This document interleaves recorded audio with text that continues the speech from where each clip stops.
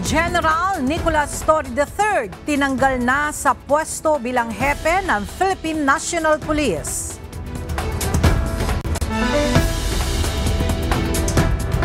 Police Lieutenant General Melencio Nartates Jr. itinalaga bilang bagong hepe ng pambansang pulisya. Pagkakatanggal kay General Torre dahil umano sa paglagpas sa kanyang otoridad bilang Chief PNP, ayon kay Senator Panfilo Lacson. Batangas 1st District Representative Leandro Legarda Leviste formal nang nagsampa ng reklamo laban sa DPWH District Engineer na tinangka siyang suhulan para itigil ang investigasyon kaugnay sa mga anomalyang flood control projects.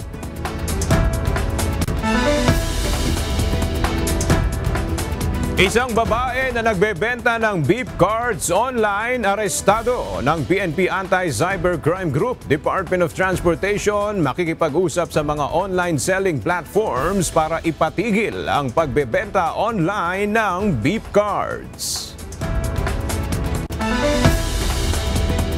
At binabantayang low pressure area sa loob ng PAR, may medium chance na maging bagyo. Low pressure area at habagat patuloy na magpapaulan sa ilang lugar sa bansa.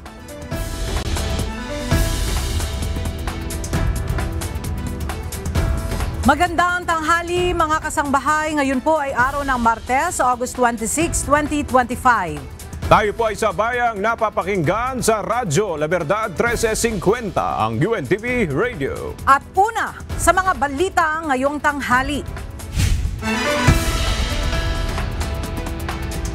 Tinanggal na sa pwesto bilang hepe ng Philippine National Police si Police General Nicolas Torre III. Isang kopya ng executive order na pirmado ni Executive Secretary Lucas Bersamin ang inilabas ngayong umaga kung saan nakasaad na nirelieve na sa pwesto effective immediately si General Torre. Wala pang detalye na ibinibigay ang Malacanang hinggil sa dahilan na pagkakatanggal kay Torre sa pwesto. Sa kaugnay na balita, itinalaga na bilang bagong hepe ng pambansang pulisya si Police Lieutenant General Jose Melencio Nartates Jr. Ito'y matapos na alisin sa pwesto ni Pangulong Ferdinand Marcos Jr. sa pwesto si Police General Nicolas Torre III. Mula sa Quezon City, makipalita tayo kay Lea Ilagan live. Lea, ano ang mga detalye dito sa bagong talagang PNP Chief? Magandang tanghali sa iyo, Aga. Sa isang executive order nga mula sa palasyo na pirmado ng Executive Secretary Lucas Bersamin na may petsang August 25 o kahapon, inalis sa pwesto si General Nicolas Torre III bilang pinuno ng pambansang pulisya effective immediately. Ayon kay Department of Interior and Local Government Secretary John Vic Rebulla, si General Torre ay papalitan sa pwesto ni Lieutenant General Jose Melencio Nartates Jr. Si General Torre ay umupo sa pwesto noong June 2, 2025 o eksaktong 85 days. Base sa Republic Act 6975, ang posisyon ng Chief PNP ay nakabase sa trust and confidence ng Pangulo. Sinabi ni Secretary Rebulla na kailangan daw na may maayos na relasyon ang National Police Commission at ang PNP. Si General Nartates ay tubong Ilocos Sur. Nagsilbi bilang Direktor ng Police Regional Office 4A at National Capital Region Police Office. Naging Direktor din ito ng Directorate for Controllership at Direktor ng Directorate for Intelligence. Matagal na naging Direktor ng Ilocos Provincial Police Office. Aga, si Nartates ay mula sa Philippine Military Academy ng Lausiwa Class of 1992 at manunungkulan sa PNP hanggang March 19, 2027. Aga? Maraming salamat, Lea Ilagan.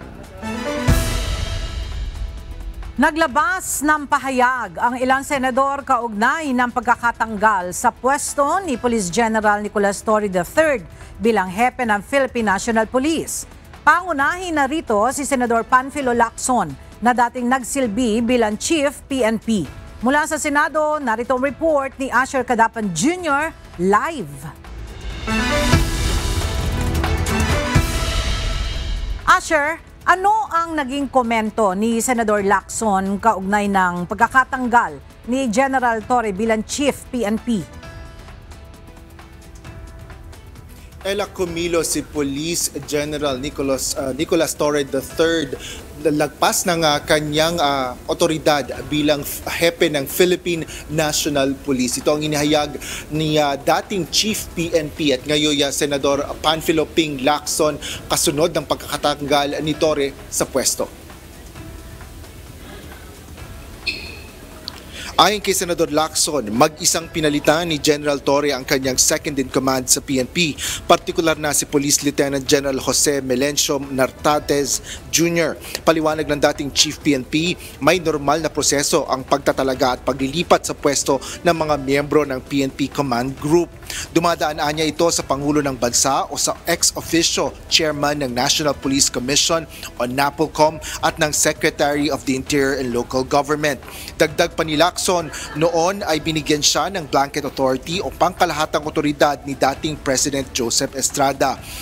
At ito ay upang patakbuhin at pangasiwaan ang PNP noong siya ay hepe pa ng pambansang pulisya. Sa kabila nito, hindi siya nagpatupad ng absolute authority o ganap na otoridad sa pagtatalaga ng mga miyembro ng command group. Gayunman, binigyan din ni Senador Ping na ang pag-aalis sa pwesto kay General Torre ay sole prerogative ng Pangulo ng Bansa.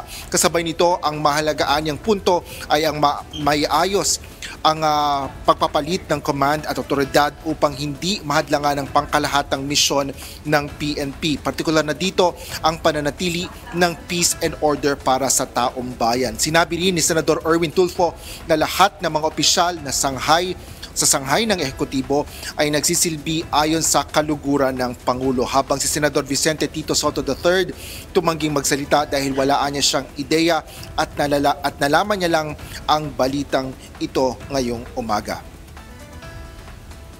Ella, kanina ay nakapanayam din natin si Senator Ronald Bato de la Rosa na dati ring Chief PNP at sinabi nga nito na kahit kailan naman o sa anumang panahon ay maaari ngang ma-relieve o matanggal sa pwesto ang Chief PNP. Yan ang latest dito sa Senado. Balik sa iyo, Ella. Alright, maraming salamat, Asher Cadapan Jr. Nanawagan si Batangas 1st District Representative Leandro Legarda Leviste ng komprehensibong audit ng flood control projects ng pamahalaan. Ito ay matapos mapatunayang palyado ang proyekto kontra baha sa isang barangay sa Balayan, Batangas. Ang detalye sa ulat ni Rosa Licos.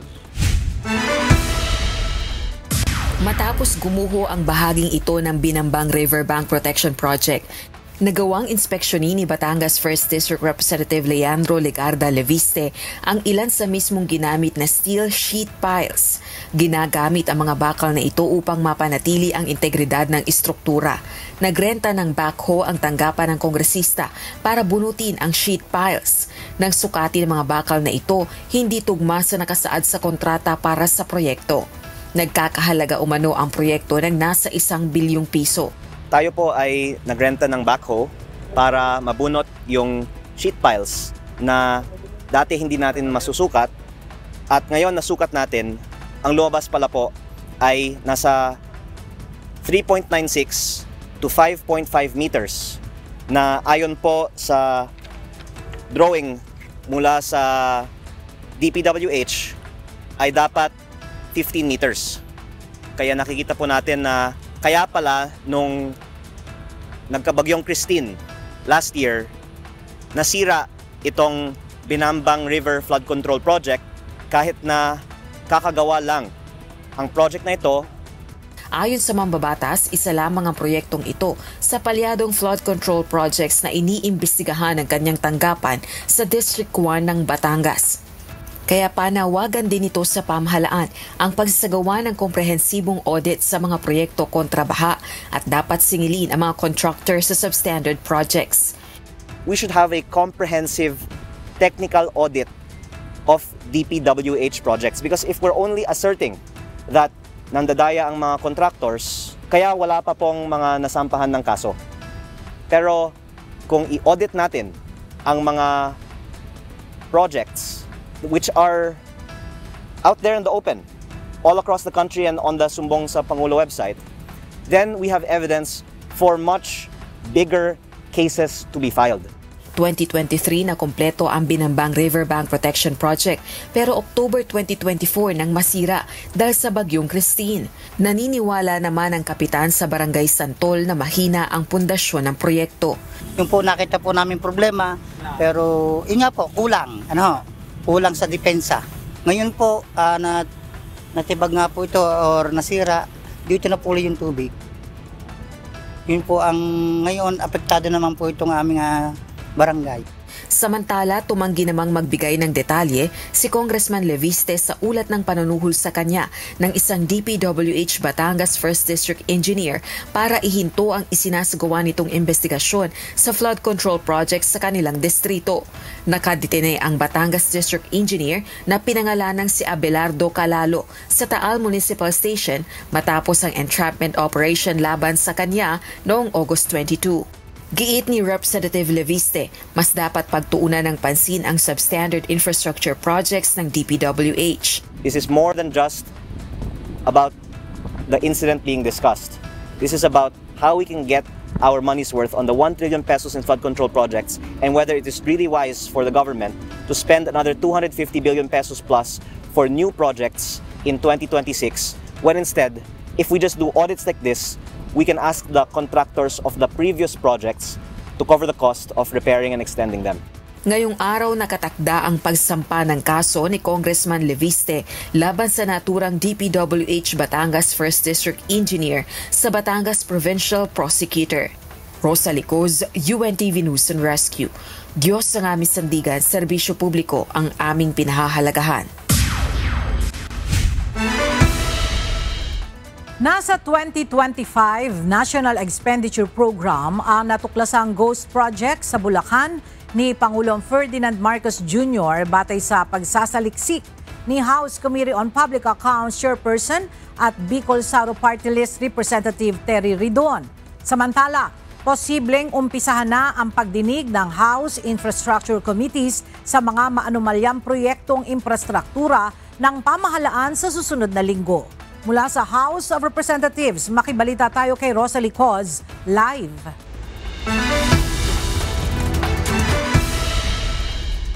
Rosalie, ibig bang sabihin ito ay hindi congressional initiative originated project yung Reinforced Concrete River Wall Project sa Baliwag, Bulacan?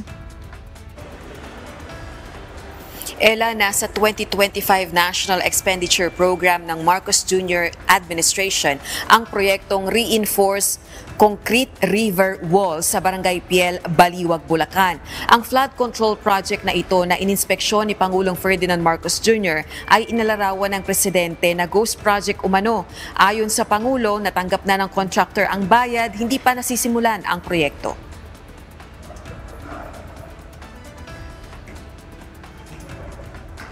Batay sa ginawang pagsaliksik ni House Committee on Public Accounts at Bicol Saro Party List Representative Terry Ridon, 60 million pesos yung nakalaan sa proyekto sa 2025 National Expenditure Program at maging sa 2025 General Appropriations Act. Giit pa ng kongresista, hindi congressional initiative originated ang proyekto. Samantala, ayon kay Representative Ridon, posibleng sa susunod na linggo na ang umpisa ng pagdinig ng House Infrastructure Committees o Infracom sa mga maanumalyang proyekto kontra baha. Ilulunsad ang pagdinig laban sa umano'y katiwalian at substandard performance sa flood control program ng pamahalaan. Ayon naman kay House Deputy Speaker at La Union 1st District Representative Paulo Ortega, hindi tungkol sa politika kundi hustisya ang gagawing investigasyon. Bawal rin anya ang palusot at palakasan dahil buhay ng tao ang nakataya pag tumatama ang matinding pagbaha. Git naman ang isa pang Deputy Speaker na si Zambales 1st District Representative J. Kong Hoon, kailangang managot ang mga gumawa ng mali sa paghawak ng pondo ng bayan nasa pamahalaan man o pribadong sektor. Yan muna ang latest live mula rito sa kamera. Balik sa iyo, Ella. Maraming salamat, Rosa Licoz. Ipinatawag ngayong araw ni Manila City Mayor Isko Moreno Domagoso ang mga department head at bureau director ng Manila City Hall. Tatalakayin sa pagpupulong ang anyay nakababahalang pagbaha sa lungsod ng Maynila tuwing umuulan. Mula sa Maynila, may report si Jed Neresina live.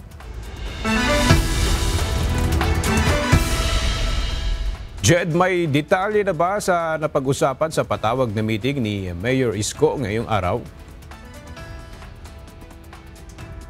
Magandang tanghali, Aga. Kaninang umaga ay pinulunga ni Manila City Mayor Isko Moreno ang mga department heads sa lungsod. Ito ay upang magbigay ng direktiba para sa paghahanda sa posibleng epekto ng low pressure area at habagat. Ayon sa alkalde, mabuti na aniya yung maagang paghahanda upang maagap na matutugunan ang sitwasyon bago pa man ito tuluyang maramdaman o manalasa sa lungsod ng Maynila.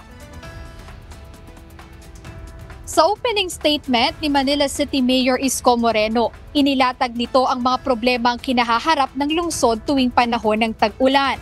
Ayon kay Mayor Isko, kaninang umaga niya lang nalaman o nadiskubre na mayroon palang 215 na flood control projects sa Maynila, kung saan 203 pa lang aniya ang kanyang nakukumpirma rito at hinahanap pa rin nila ang 12 pang nasabing proyekto.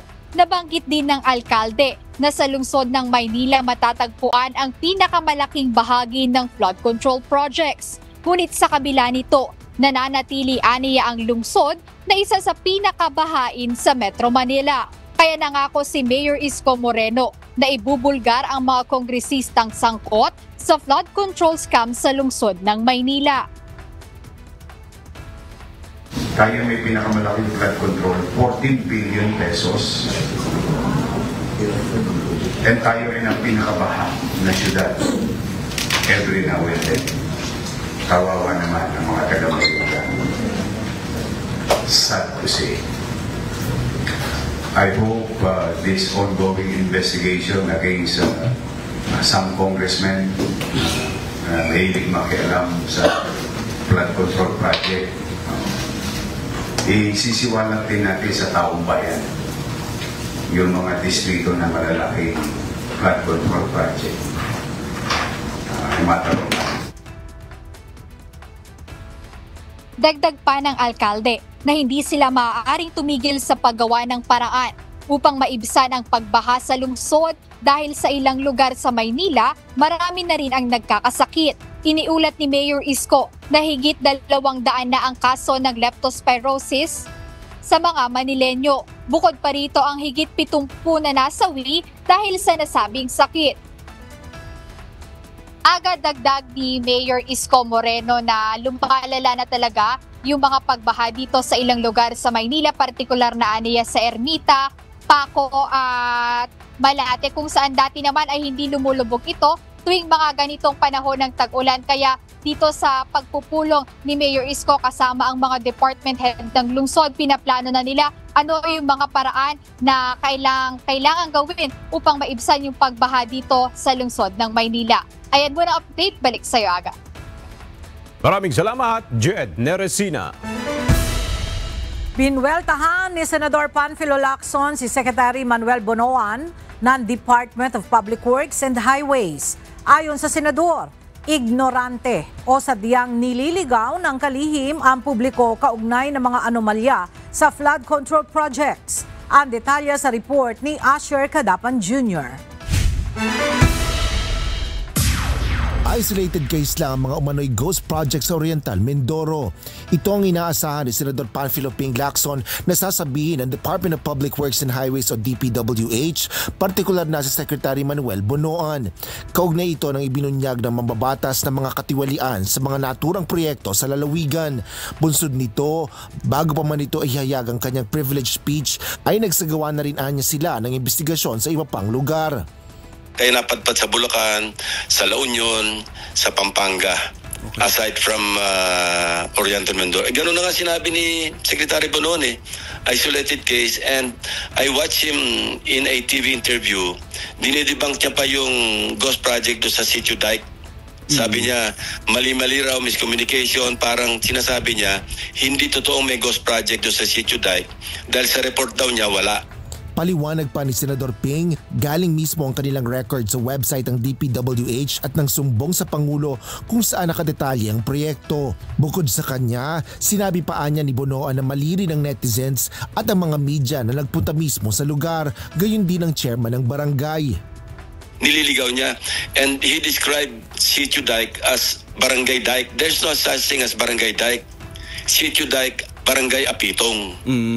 So I don't know if he was just ignorant or he deliberately was misleading the public.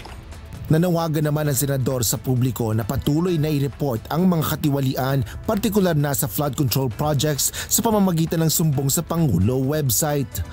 Asher Cadapan Jr., UNTV News and Rescue. Diyos ang aming sandigan, serbisyo publiko ang aming pinahalagahan. Umarangkada na ngayong araw sa linya ng MRT3 ang isa pang bagong Dalian train na mayroong 4 na bagon. Sa bagong social media post ng Department of Transportation, makikita ang pagbiyahe ng isa pang 4-car train set ng Dalian train sa MRT3 sa unang pagkakataon. Ito'y matapos na makapasa sa isinagawang safety checks ang isang bagon ng Dalian. Dahil sa pang-4 na bagon, mababawasan na ang pila ng mga pasahero dahil aabot sa karagdagang 500 na pasahero ang maaring isakay sa isang bagon. Bibiyahe ito tuwing rush hour o alas 7 hanggang alas 9 ng umaga at alas 5 ng hapon hanggang alas 7 ng gabi. Naaresto ng Philippine National Police and the Cybercrime Group ang isang babae dahil sa pagbebenta ng beep cards online. Kaugnay nito, magpapadala na rin ang sulat ang Department of Transportation sa mga online selling platforms para i-shut down ang mga page na nagbebenta ng beep cards. Mula sa San Juan City, kumuha tayo ng update kay Benedict Samson live. Benedict, papaano nabisto ng mga otoridad itong suspect na nagbebenta online ng beep cards at nasa magkano niya ito ibinibenta? Magandang umaga, Ella. Ayon nga sa Department of Transportation at PNP Anti-Cybercrime Group ay nasa 190 pesos kada isang piraso ng beep card. Ito ngang pagbebenta ng babae kumpara sa nasa 30 pesos lang na nabibili sa mga beep card vending machine. Matapos ang cyber patrolling ng PACG nitong August 15, nagsagawa ng entrapment operation ng mga otoridad laban sa suspect. Sa naturang operasyon, nakabili ng nasa 50 pieces ng beep cards. Matapos na makipagkita sa nagpanggap na buyer, ay dito na inaresto ang suspect na kinilala sa alias na Kate.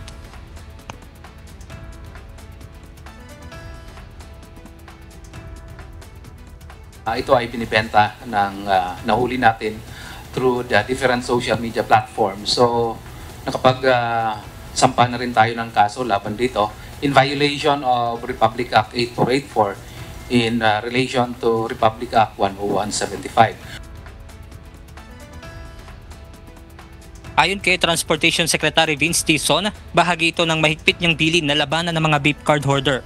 Ayon pa sa kalihim, susulatan na rin nila ang lahat ng online selling platform para i-shutdown ang mga page na nagbebenta ng beep card.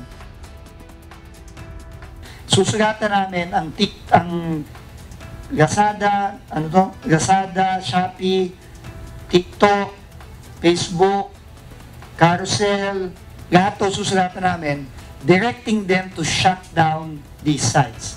Pinapa-shutdown natin to. At pag hindi sila nag-shutdown, pati yung mga online selling na to, papakasuhan ko din. Kasi kinukonsinti nila yung mga illegal na activities online. Ayon pa kay Dison, nagpalagay na rin sila ng mga CCTV camera sa mga istasyon na may beep card vending machine upang mabantayan kung may mag-hoard ng beep card. Inanunsyo rin ng kalihim na sa ngayon ay wala ng beep card shortage. Samantala, ayon naman sa AEF Payment Incorporated na siyang nangangasiwa ng beep cards, sinabi nila na wala na silang ibinebenta na beep card o wala silang ibinebenta na beep charm o ang tila itsurang keychain na beep cards. Wala pong nilalabas na ganito ang AF Payments na product. We are simply the cart na abot kaya ng masa. Ang iba sa kanila nakapagbenta na ng mahigit 20,000 pieces. Ibig sabihin, matagal na nilang ginagawa po ito. Ella, ayon pa nga sa DOTR na kung higit sa 2 beep cards yung bibilin ng isang individual, ay maituturing na nga itong hoarding. At yan muna ang ating update mula rito sa San Juan City. Balik sa inyo dyan, Ella.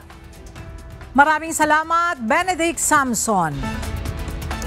Karamihan sa mga Pilipino ay walang tiwala sa China at itinuturing itong seryosong banta sa bansa ayon sa pinakabagong tugon ng masa survey ng Okta Research. Lumabas sa datos na 85% ng mga Pilipino ang walang tiwala sa China, habang 74% ang nagsabing ito ang pinakamalaking banta sa Pilipinas kumpara sa Russia at North Korea.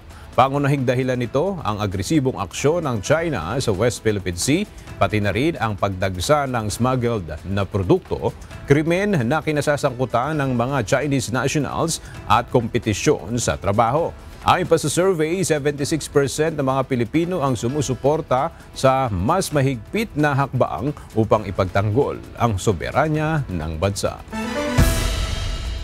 Wala pa naman umanong namomonitor ang Department of National Defense na kakaibang kilos ng China kahit nakaistasyon ang mga ito sa karagatan sakop ng Pilipinas. Sa ngayon, nananatili ang presensya ng Chinese vessel sa Ayungin Shoal kung saan nakaistasyon din ang tropa ng Pilipinas sa BRP Sierra Madre. Ayon kay Defense Secretary Gilberto Teodoro Jr., hindi lang naman sa Ayungin Shoal na iuulat ang pagdami ng mga barko ng China. Wala naman kaming nakikitang kakaiba. Of course, may presence. We have to monitor increased presence. Hindi lang naman sa AUV. But, sometimes nag-i-increase, sometimes hindi. Baka dahil din, kakatapos lang ng exercise sa Alon, no, na pinakamalaki na ginanap sa Palawan. Tinanggal ng Philippine Coast Guard si Auxiliary Rear Admiral Joseph C. mula sa PCG Auxiliary o PCGA Executive Squadron matapos mapatunayang nagsinungaling ito tungkol sa kanyang citizenship. Ayon kay Captain Liajani D., Deputy Chief ng Coast Guard Staff for Civil Relations Service, ang misrepresentation na nagawa ni C. ay seryosong paglabag na nakakasira sa pangalan at integridad ng PCGA bilang volunteer arm ng Coast Guard. Dahil dito, agad siyang na-delist at hindi na maaring magpakilalang miyembro ng PCGA, magsuot ng uniforme o gumamit ng auxiliary rank. Nilinaw din ng PCG na ang PCGA ay limitado lamang sa mga civil o sa mga civic activities gaya ng disaster response at coastal cleanups at walang partisipasyon sa sensitibong maritime operations. Sa direktiba ni PCG Commandant Admiral Ronnie Hill Gavan, patuloy na nililinis ng ahensya ang kanilang hanay upang tiyakin ang mahigpit na pamantayan sa seguridad at integridad ng mga miyembro nito. Natagpuan na kahapon ng Philippine Coast Guard sa pamamagitan ng search and rescue operation ang nawawalang manginggisda sa bahagi ng West Philippine Sea noon pang August 22. Kinilala ang mangingisda na si Roberto Albior, 53 anyos, mula sa Barangay Calpandayan, Subic, Zambales. Ayon sa Philippine Coast Guard, nahiwalay si Albior sa 12 niyang kasamahan sa kasagsagan ng bagyong Isang sa timog silangang bahagi ng Bajo de Masinloc o Scarborough Shoal. Binigyan siya ng PCG ng medical assistance at pagkain bago ito ihatid pabalik sa Subic, Zambales. Nakauwi na sa Pilipinas ang 24 na Pilipino na nailigtas sa scam hub sa Cambodia. Ayon sa Bureau of Immigration, dumating ang mga ito sa bansa noong August 23 sa Ninoy Aquino International Airport. Ang mga biktima ay binubuo ng 9 na mga kalalakihan at 14 na mga kababaihan. Ayon sa mga biktima, na-recruit sila sa pamamagitan ng social media at pinangakuan ng trabaho na magiging customer service representatives na may sahod na $1,500 kada buwan. Gayunman, nasa $300 lang ang kanilang nagkikisahod at pinipilit pang magtrabaho bilang love scammers sa catfishing syndicates na target ay mga kalalakihang European. Hanggang ngayon ay wala pang opisyal na naitatalaga ang bagong ombudsman matapos magretiro noong July 28 si Ombudsman Samuel Martires. Ayon sa ilang progresibong grupo ng mga mamamayan, mahalaga ang magiging papel ng bagong itatalaga lalo na ngayong nadiskubre ang maanomalyang proyekto ng gobyerno. Ang detalye sa report ni Jed Naresina. Pangunahing misyon ng Ombudsman ang panatilihin ang integridad at honesty sa serbisyo publiko ng mga opisyal ng gobyerno. Bukod dito, trabaho rin nito na tiyakin na ang mga opisyal ay mananagot sa taong bayan para sa kanilang mga katiwaliang ginagawa, maging sa trabahong hindi nila nagagampanan. Kaya para kay Attorney J.V. Bautista, Secretary General ng United Nationalist Alliance, kritikal lalo sa panahon ngayon ang pagpili o pagtatalaga ng bagong uupo sa nasabing posisyon. Ang ayaw nating mangyari, number one, ombudsman na prone to corruption. Kasi height na talaga ng skandalo yan. Biro mo yung nagbabantay ng ombudsman na dapat bantayan yung ating public officials. Siya mismo, tumatanggap. Hindi po pwede, di ba? Kaya lang nangyari na rin in the past yan eh. Ngayon, hindi dapat mangyari. Dagdag ni Attorney Bautista, mahalaga rin na maging politically neutral ang uupong bagong ombudsman upang masiguro na wala itong kakampihan o pagtatakpan na anumang partido o politiko. Kaugnay nito, binigyang diin naman ni Attorney Luke Espiritu, presidente ng Bukluran ng Manggagawang Pilipino, na isang constitutional body ang ombudsman at ito ay nilikha upang maging tagapagtanggol ng mamamayan laban sa katiwalian, pang-aabuso at maling pamamalakad sa gobyerno. By the fact na Tribune of the People yan, very important na yan ay hindi beholden doon sa nag-appoint sa kanya. Kailangan champion of the people. Nagbabantay sa interes ng lahat kontra sa mga korap at hindi lang korupsyon ang binabantayan ng ombudsman, ang kanyang mandato, pati inefficiency. Kapag hindi nagagawa ang mga kailangang gawin, pwede niyang i-call out anyone sa gobyerno kasi Tribune of the People siya. Umaasa ngayon ang mga nasabing grupo kay Pangulong Ferdinand Marcos Jr. na pipili at magtatalaga ito ng isang mahusay na panibagong ombudsman. Jed Neresina, UNTV News and Rescue. Diyos ang aming sandigan, serbisyo publikong aming pinahahalagahan. Sinaksihan ni Pangulong Ferdinand Marcos Jr. kagabi ang opening ceremony ng 14th World Skills ASEAN Competition, ang pinakamalaking pagpapamalas ng professional at technical skills ng Association of Southeast Asian Nations o ASEAN Region. May mensahe naman ng Pangulo sa mga kabataan. Narito ang report ni Nel Maribohok. Hinimok ni Pangulong Ferdinand Marcos Jr. ang mga kabataan na patuloy na linangin ang kanilang kasanayan at kagalingan. Ito ang binigyan diin ng Pangulo sa pagbubukas ng 14th World Skills Association of Southeast Asian Nations o ASEAN Manila 2025 sa Pasay City kagabi. Ladies and gentlemen, we often say skills are the new global currency. They are the foundation of innovation and the engine of industry.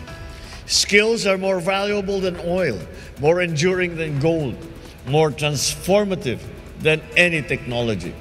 Ayon kay Pangulong Marcos, sa gitna ng nagbabagong panahon, nakadepende sa skills o kasanayan ang totoong tagumpay ng isang tao. In a heavily interconnected and changing world, true success depends on the skills, the knowledge, and the creativity of our people. And this is why we hold events such as this, to invest in our people, nurture their talents, and give them opportunities to further grow. Dagdag ni PBBM, ang World Skills ASEAN ang nagsisilbing gateway ng pagkatuto, pagtutulungan at cultural exchange. Ang Pilipinas ang host ngayong taon para sa World Skills ASEAN kung saan mayroon itong 259 contestants na maglalaban-laban sa 32 skills areas mula sa 6 na major sectors. Ito ngayon ang itinuturing na pinakamalaking World Skills ASEAN competition.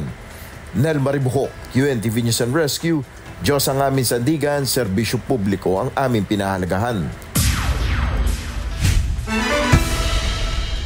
Naniniwala ang Assistant Counsel to the International Criminal Court na si Attorney Cristina Conti na pinoproseso pa ngayon ng ICC ang hiling ng kampo ni dating Pangulong Rodrigo Duterte na idiskwalipika si ICC Prosecutor Karim Khan na hahawak sa kaso.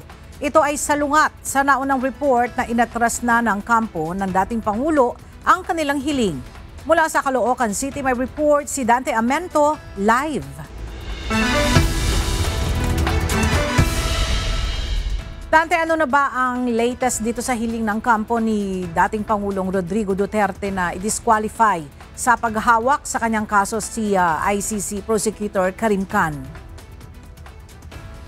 Magandang tanghali, Ella. Matapos ngang lumabas itong issue na inurong na ng kampo ni dating Pangulong Rodrigo Duterte yung kanilang hiling na i-disqualify si International Criminal Court o ICC Prosecutor Karim Khan sa paghawak dito sa kaso sa Pilipinas na may kaugnayan sa war on drugs. Ayon dito kay Attorney Cristina Conti, Assistant Counsel to the ICC, na maaaring sa ngayon, Ella, ay nakabinbin pa o pinoproseso pa ng ICC Chamber ang nasabing issue.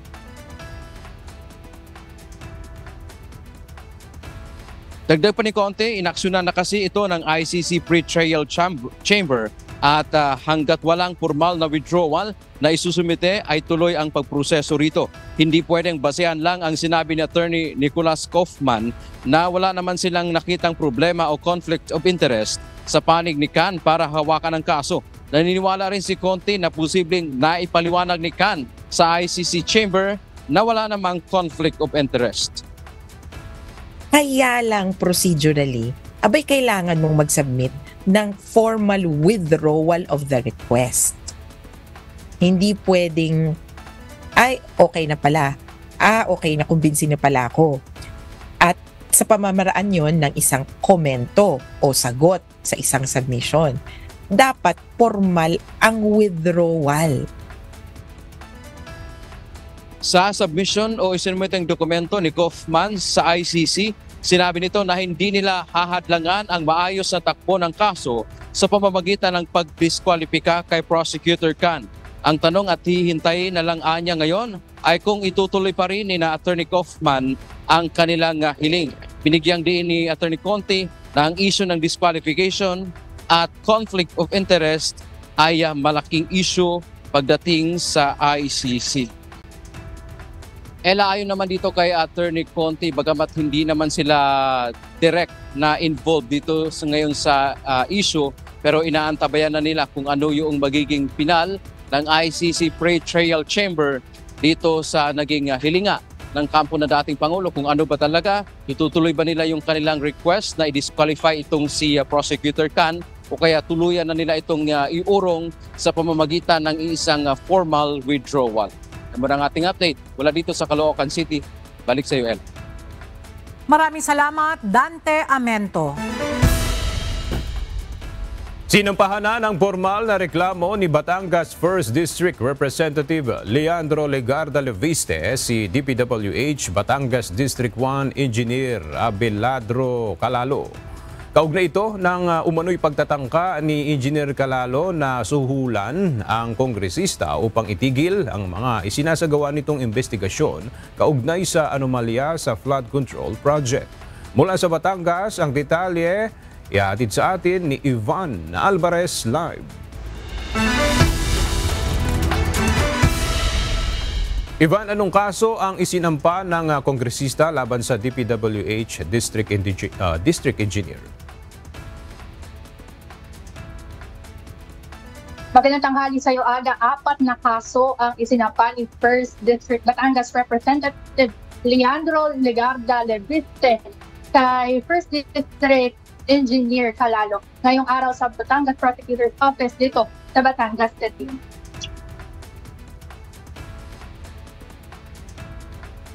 Kasama na rito ang direct bribery, corruption of public officials, paglabag sa anti-graft and corrupt practices, at Code of Conduct of Ethical Standards for Public Officials. Pakinggan natin ang pahayag ng kongresista. Ngayong araw, Tuesday, August 26, nagsampa po ako ng kaso laban kay District Engineer Calalo para sa direct bribery, corruption of public officials, paglabag sa anti-graft and corrupt practices, at Code of Conduct and Ethical Standards for Public Officials. Ayon kay Representative Legazpi, napag-alaman nito na mahigit na 300 billion pesos na Standard Operating Procedures o SOP o kickbacks sa mga proyekto ng DPWH ang nakalaan sa congressman sa unang distrito ng Batangas. Nasa 3.12 million pesos umano ang tinangkang isuhol ng Department of Public Works and Highways sa Batangas 1st District o DPWH Batangas 1st District Engineer kay Batangas 1st District Representative Leandro Legarda noong Biyernes, August 22. Ito'y upang pigilan ang ginagawang investigasyon sa mga anomalya sa flood control projects sa unang distrito ng Batangas. Kahapon, nag-inspeksyon ng kongresista sa Binambang Riverbank Protection Project sa Barangay Santol, Balayan, Batangas, kung saan pinaghihinala ang substandard materials ang ginamit dito na nagdulot ng hindi matibay na pagkakagawa umano sa flood control project. Matatandaang nakadetine ang district engineer sa Taal Municipal Police Station simula noong August 22 at ngayon nga ay dumalo dito sa pagpapile ng kaso ng kongresista. Una na rin naglabas ang DPWH ng pahayag na aalisin sa pwesto ang sangkot na DPWH district engineer at papatawan ng preventive suspension. Ayon kay Representative Leviste, hindi siya kailanman tatanggap ng kickback at magpapatuloy ang kanyang pagpapa-audit ng lahat ng DPWH project sa unang distrito ng Batangas. Yan muna ang update mula dito. Balik sa inyo dyan, Aga. Maraming salamat, Ivan Alvarez. At para naman sa ating weather update, patuloy pa rin binabantayan ng Pag-asa ang isang low pressure area na nasa loob ng Philippine Area of Responsibility o PAR. Base sa latest weather forecast, huling namataan ang LPA sa may katubigang bahagi ng Siruma, Camarines Sur.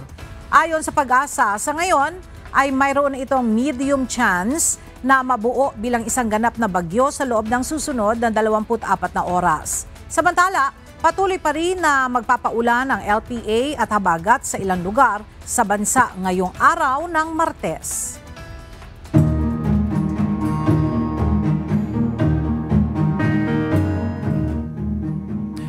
Dalawang magkasunod na landslide ang naitala sa Matag-Ob, Leyte kagabi, August 25. Aabot sa 20 pamilya ang na-rescue ng mga otoridad habang isang minibus naman ang tinamaan ng mga nabual na puno. Ligtas na ang 35 individual na natrap sa KM17 o 17 Barangay Candelaria kung saan 33 rito ay dinala sa Palumpon at 2 naman sa Matag-Ob. Sa Barangay Talisay, 7 residente ang nasa evacuation center at inaasahan pang madadagdagan. Hindi naman agad na rescue ang ilang taga-barangay Riverside dahil sa baha kaya pinayuhan silang manatili muna sa ligtas na lugar. Patuloy na nagbabantay ang Matag-Ob, IMT at EOC sa sitwasyon. Umakyat na sa higit 15,000 ang kaso ng dengue sa probinsya ng Bulacan kasunod ng naranasang malawakang pagbaha matapos ang mga nagdaang bagyo. Ayon sa Bulacan Public Health Office, mahigit 200% itong mas mataas kumpara sa kaso ng dengue sa kaparehong panahon noong nakaraang taon. Mula sa Malolos, Bulacan, makibalita tayo kay Nestor Torres, live.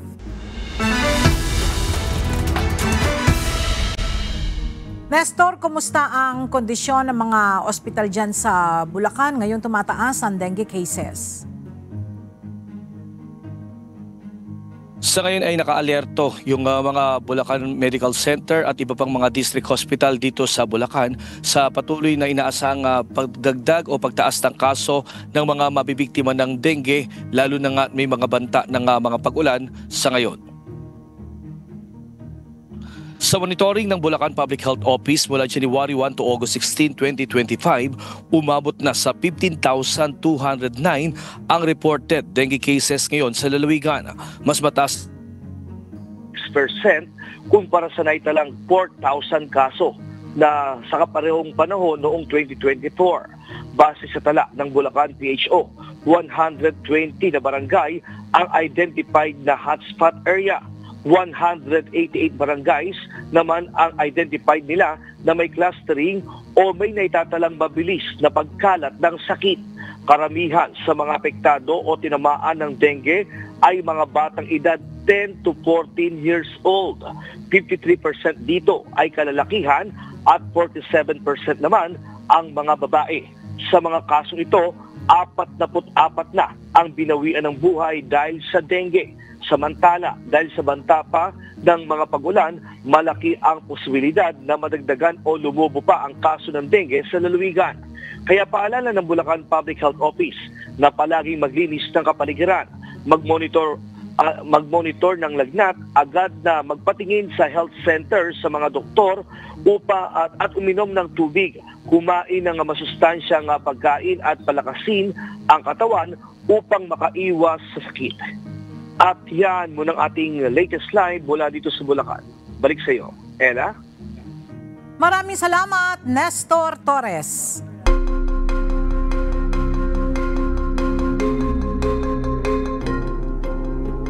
Mariing kinundina ng United Nations, UK, France at Germany ang pambobomba sa Nasser Hospital sa Gaza na ikinasawi ng hindi bababa sa 20 kabilang ang 5 mamamahayag.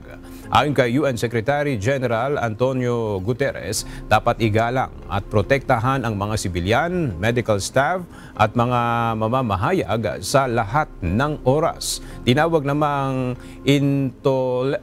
intolerable ni French President Emmanuel Macron ang pag-atake at iginiit ng Germany na dapat itong imbestigahan. Inamin ng Israeli Defense Force na tinamaan nila ang ospital, subalit iginiit na hindi nila target ang mga sibilyan, kabilang na ang mga mamamahayag. Ayon pa sa pahayag mula sa opisina ni Prime Minister Benjamin Netanyahu, ikinalulungkot nila ang insidente at tinawag itong malaking pagkakamali. Tinawag na unconstitutional at un-American ni Illinois Governor J.B. Pritzker ang banta ni US President Donald Trump na ipadala ang US Army at US Guard sa Chicago upang tumulong sa umano'y mataas na kriminalidad sa syudad. Ayon kay Governor Pritzker, walang dahilan at hindi rin humihingi ng tulong ang estado sa federal government para sa law enforcement. Ayon pa sa kanya, isang theatrics lang ang banta ng Pangulo lalo't bumaba na 30% ang criminal rate ng Windy City kumpara noong 2024. Bukod pa rito, mas maayos at payapa ang Chicago kumpara sa 30 major cities ng bansa. Banta ni Trump na isusunod nito ang syudad ng Chicago na aayusin sa pamamagitan ng deployment ng National Guards at US military gaya ng ginawa sa Los Angeles at Washington, D.C. Inanunsyo ng Korean Air ang pagbili nito ng mahigit 100 bagong eroplano mula sa Boeing sa halagang $36 billion kasunod ng pagpupulong nina US President Donald Trump at South Korean President Lee Jae-myung. Kasama sa order ang 787, 777 at 737 passenger jets, gayon din ang 8 777-8 freighter cargo planes na layong palakasin at gawing mas moderno ang fleet ng kumpanya. Kasabay nito, inanunsyo rin ng Hyundai Motor Group ang pagtaas ng kanilang US investment sa $26 billion, kabilang ang pagtatayo ng pasilidad na kayang gumawa ng 30,000 robots bawat taon. Itinuturing itong landmark agreement na magpapatibay sa ugnayan ng US at South Korea.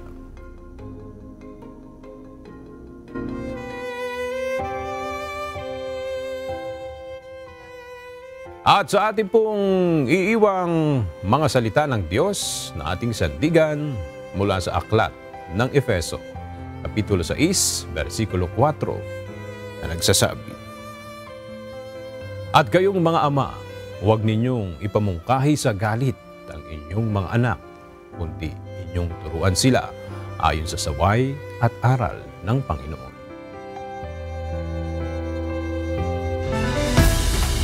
At yan ang mga balitang aming tinutukan at inaksyonan dahil sa aming pagbabalita, una ang pagkalinga sa kapwa. UNTV News, may balita saan mang panig ng daigdig. At dito sa UNTV, Diyos ang aming sandigan, serbisyo publiko ang aming pinahahalagahan. Magandang tanghali.